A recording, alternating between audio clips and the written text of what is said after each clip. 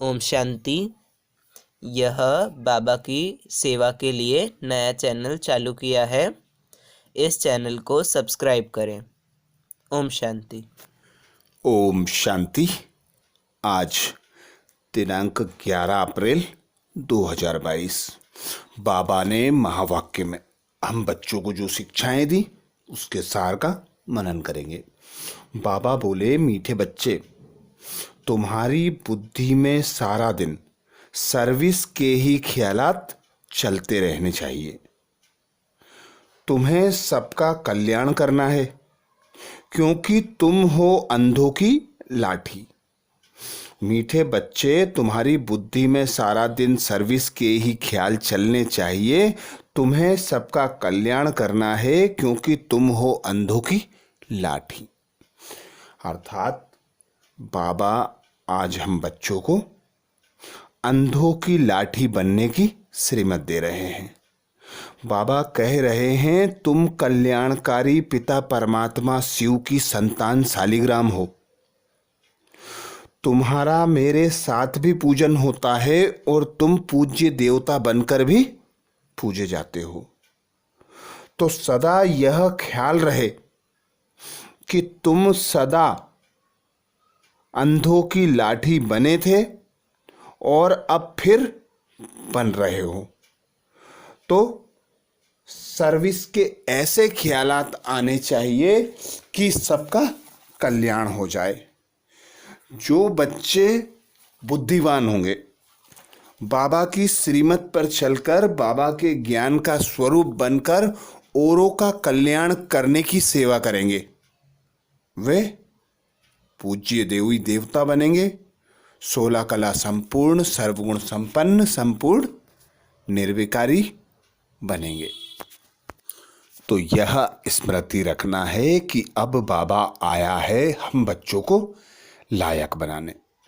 तो जितना जितना बाबा को याद करेंगे, उतना उतना स्वयं का भी कल्याण करेंगे, संपन्न बनेंगे, संतुष्ट बनेंगे, सर्विस का उतना ही शौक जगेगा। तो बाबा कहते, जो बच्चे लायक हैं, आर्टिस्ट हैं, बुद्धिमान हैं, उनकी बुद्धि में सदा नए नए तरीके आते रहेंगे कि कैसे कैसे हम सर्विस करें, कैसे किसका कल्याण करें, किसे हम बाबा से मिलाकर बाबा के वर्षे का अधिकारी बनाएं। इसलिए बाबा कहते, जो सच्चे सच्चे हैं, जो सच्चे बच्चे होते हैं, वे औरों का कल्याण करेंगे, अंधों की लाठी बनकर एक पिता परमात्मा के बताए हुए कार्य पर चलेंगे और माता पिता को फॉलो कर ऊंच पद पाने का पुरुषार्थ करेंगे। फिर बाबा ने प्रश्न किया, ऊंच पद पाने के लिए मुख्य कौन सी धारणा चाहिए? उच्च पद पाने के लिए मुख्य कौन सी धारणा चाहिए? उच्च पद तब मिलेगा जब अपनी कर्मेंद्रियों पर पूरा पूरा कंट्रोल होगा। अगर कर्मेंद्रियां वश नहीं, चलन ठीक नहीं, बहुत अधिक तमन्नाएं हैं, हबच है, तो उच्च पद से वंचित हो जाएंगे। उच्च पद पाना है तो माता पिता को पूरा फॉलो करो, कर्मेंद्रिय जीत बनो। बाबा आता है हम बच्चों को रावण की जेल से, अर्थात इस देह अभिमान से निकालकर देही अभिमानी बनाने के लिए आता है। और यही श्रीमत देता है कि जितनी जितनी श्रीमत पर चलोगे, जितना जितना याद करोगे, उतना उतना विकर्म विनाश होंगे और तुम बच्चों को ऊंच पद पाने में मदद मिलेगी। तो जितना जितना बाबा की याद में रहेंगे, उतना उतना कर्मेंद्रिय जीत बनते जाएंगे। अर्थात स्वराज्य अधिकारी की सीट पर सेट होकर उस निराकार परमात्मा पिता की याद में रहकर हबच लालच से मुक्त बन कर्मेंद्रियों से अपनी इच्छा अनुसार कर्म कराना है, अर्थात स्वराज्य अधिकारी बनकर कर्मेंद्रियों ज्ञानेंद्रियों पर सदा कंट्रोल रखना है। तो बाबा की श्रीमत है, सर्विस के ख्यालात आते रहना चाहिए, याद में रहकर स्वयं का कल्याण करना है और अंधों की लाठी बनना है, अर्थात एक पिता परमात्मा से सच्चे बच्चे बनकर खुद को संपन्न संतुष्ट भरपूर बनाकर सर्व आत्माओं का कल्याण करने का शौक रखना है, अंधों की लाठी बनकर सभी को सही मार्ग दिखाना है और अपनी कर्मेंद्रियों पर पूरा वश करने के लिए देही अभिमानी बनकर रहना है, अपनी चाल चलन को सुधारना है, एक पाप की याद में रहकर उस बाप के बताए हुए रास्ते पर चल माता पिता को फॉलो करना है, तो स्वयं का भी कल्याण होगा और अन्य आत्माओं का भी कल्याण कर सकेंगे। क्योंकि शिव बाबा कहते हैं, तुम हो शिव बाबा के परिवार के, शिव बाबा के ऊपर कोई नहीं है और सबके ऊपर तो कोई ना कोई निकले। 84 जन्म में दादा बाबा भी मिलते हैं। शिव बाबा है रचता, अब नई रचना रच रहे हैं, अर्थात पुरानी को नया बना रहे हैं। तो बाबा कहते, तुम बच्चों को सांवरे से गोरे बनने का पुरुषार्थ करना है। अब यह निश्चय रखना है कि हमें घर जाना है, अपने 84 जन्म पूरे हुए, सूर्यवंशी देवी संप्रदाय में जन्म लेना है। आज बाबा ने महावाक्य में हम बच्चों को वरदान दिया। वरदान में बाबा बोले, नेचुरल अटेंशन को अपनी नेचर अर्थात आदत बनाने वाले स्मृति स्वरूप भाव। नेचुरल अटेंशन को अपनी नेचर अर्थात आदत बनाने वाले स्मृति स्वरूप भाव। आज बाबा हम बच्चों को स्मृति स्वरूप भाव बना रहे हैं। बाबा कहते, जिस प्रकार सेना के सैनिक होते हैं, वे सदा बॉर्डर पर अलर्ट रहते हैं, अटेंशन रहता है, पर तुम बच्चों में कोई बच्चे ऐसे हैं जो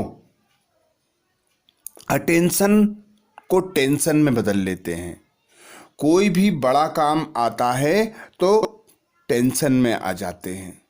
मैंपन होने के कारण तुम बच्चे बोझ तले दब जाते हो, मुश्किल मुसीबत में फंस जाते हो और यह भूल जाते हो कि मैं ईश्वरीय संतान हूँ, गॉडली यूनिवर्सिटी हूँ, गॉडली स्टूडेंट हूँ। मैं मनुष्य से देवता बनने का पुरुषार्थ कर रहा हूँ। जब यह स्मृति रहे कि मैं कल्प कल्प की विजयी रत्न आत्मा हूँ, बाबा कल्प कल्प आकर मुझे पूज्य देवी देवता अर्थात पावन दुनिया का मालिक बनाते हैं, तो यह स्मृति का सदा अटेंशन रहे तो देवीय गुण, देवीय चाल चलन, देवीय बोल सब धारण होते जाएंगे। पर सदा अटेंशन रखना है, लक्ष्य को स्मृति में रखना है और लक्षण धारण करते जाना है। तो बाबा कहते, अटेंशन रखने से स्मृति स्वरूप बन जाएंगे, विस्मृति कभी आ ही नहीं सकती। स्लोगन में बाबा बोले, स्वयं के स्वयं ही टीचर बनो तो सर्व कमजोरियां स्वतः समाप्त हो जाएंगी।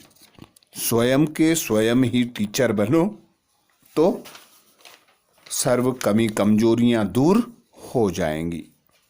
रोज बाबा कहते, पोता मेल दो, स्व चेकिंग करो, एकांत में बैठकर स्वयं से बातें करो। जितना जितना अंतर्मुखी रहेंगे उतना उतना खुद को संपन्न संपूर्ण बना सकेंगे। तो जब हम स्व चेकिंग करते हैं, खुद का टीचर बनते हैं, तो ही हमारा कल्याण हो सकता है।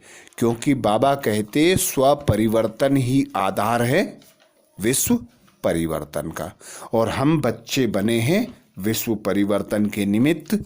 तो अब पहले स्व कल्याण, फिर विश्व कल्याण। आज बाबा ने मातेश्वरी जी के अनमोल महावाक्य सुनाए। मातेश्वरी जी ने अटेंशन खिंचवाया, याद का तैल्लुक अर्थात संबंध ज्ञान से। ज्ञान के बिना यथार्थ याद नहीं रह सकती। मातेश्वरी जी बोली, मनुष्यों को अपनी सुखी जीवन बनाने के लिए कौन सी मुख्य पॉइंट बुद्धि में रखनी है। पहले पहले यह मुख्य बात समझानी है, जिस परमात्मा बाप की हम संतानें हैं, उस परमात्मा बाप की याद में रहकर ही, श्वासों श्वास उसे याद करके ही हम अपना कल्याण कर सकते हैं। तो यह अभ्यास करने के लिए पहले तो परमात्मा का संपूर्ण ज्ञान चाहिए, परमात्मा पिता के धाम का ज्ञान चाहिए। हम परमात्मा के बच्चे हैं, यह ज्ञान चाहिए। परमात्मा पिता का स्वरूप क्या है, वह ज्ञान चाहिए। तो मातेश्वरी जी कहती, ज्ञान ताल्लुक है याद का।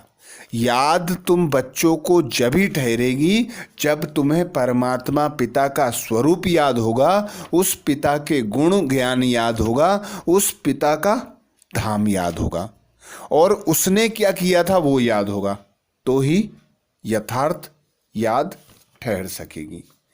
दूसरा पॉइंट मातेश्वरी जी बोली, सृष्टि की आदि कैसे होती है। तो मनुष्य लोग पूछते हैं, परमात्मा ने सृष्टि कैसे रची, आदि में कौन सा मनुष्य रचा। अब उसका नाम रूप समझना चाहते हैं। अब उस पर इन्हों को समझाया जाता है कि परमात्मा ने सृष्टि की आदि ब्रह्मा तन से की। ब्रह्मा पहला आदमी रचा, तो जिस परमात्मा ने सृष्टि की आदि की, वह अवश्य परमात्मा ने इस सृष्टि पर आकर अपना पार्ट बजाया, ब्रह्मा तन को एडॉप्ट किया और फिर सृष्टि की रचना की। तो मनुष्य सृष्टि की रचना पहले पहले उस आत्मा के द्वारा परमात्मा कराते हैं, जो अपने पूरे 84 जन्म लेती है। जो सतयुग में कृष्ण का पार्ट बजाती है, वही आकर अपने 84वें जन्म में पतित बनकर फिर पवित्र बनती है, और परमात्मा पिता उसे पवित्र बनाकर उसके द्वारा सृष्टि की रचना कराते हैं। अगले पॉइंट में मातेश्वरी जी ने अटेंशन खिंचवाया, ओम शब्द का यथार्थ अर्थ। जब हम ओम शांति शब्द कहते हैं, तो पहले पहले ओम शब्द का अर्थ पूर्ण रीति से समझना है। अगर कोई पूछे ओम शांति का अर्थ क्या है, तो अनेक लोग अनेक मते देते हैं, बहुत विस्तार कर देते हैं। जबकि ओम शब्द का अर्थ है, मैं आत्मा शांत स्वरूप शांति धाम की निवासी हूं। तो परमात्मा हम बच्चों को बड़ी ही सहज रीति ओम शब्द का अर्थ समझाते कि ओम शब्द का अर्थ है, मैं आत्मा हूं, मेरा असली धर्म शांत स्वरूप है। अब इस ओम शब्द में स्थित रहना, उसमें टिके रहना। ओम शब्द का अर्थ मैं आत्मा परमात्मा की संतान हूं। तो यही स्मृति रख, इसी शब्द में टिक जाना, यही ओम का सच्चा सच्चा उच्चारण है। यह तो बुद्धि में निश्चय रखकर चलना है। ओम का जो अर्थ है, वह उस स्वरूप में स्थित रहना है। बाकी यह लोग भल ओम का अर्थ सुनाते हैं मगर उस स्वरूप में स्थित नहीं रहते। हम तो ओम का स्वरूप जानते हैं, तब ही उस स्वरूप में स्थित होते हैं। हम यह भी जानते हैं कि परमात्मा बीज रूप है और उस बीज रूप परमात्मा ने इस सारे झाड़ को कैसे रचा हुआ है, उसकी सारी नॉलेज हमें अभी मिल रही है। तो ये थे बाबा के महावाक्य। अच्छा, ओम शांति।